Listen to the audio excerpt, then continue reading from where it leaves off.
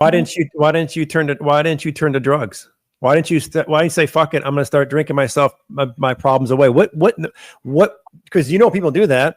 Yeah. I used alcohol. I used alcohol for a distraction for many years. I'm not pointing the finger. This is pointing back. I did that. Alcohol masked a lot of my feelings for a long time. Yeah. Why did you? I'm going to guess you never had a problem with that, or did you? No. But it was like it was food for me, emotional eating, comfort, right? And then escapism, like avoiding. So I would doom scroll, right? I would just sometimes when I just had to shut it off.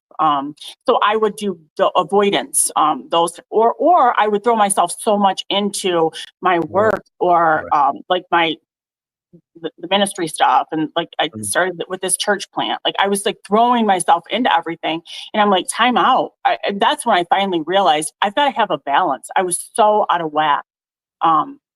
To where I was almost starting to feel like resentful and frustrated. And I thought, okay,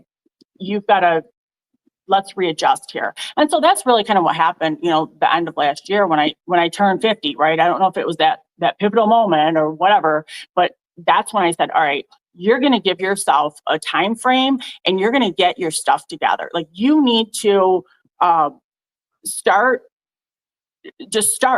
Like stop spiraling. Nothing's going to change, right? And when I say spiraling, I just was not moving forward. I was still, it was still status quo.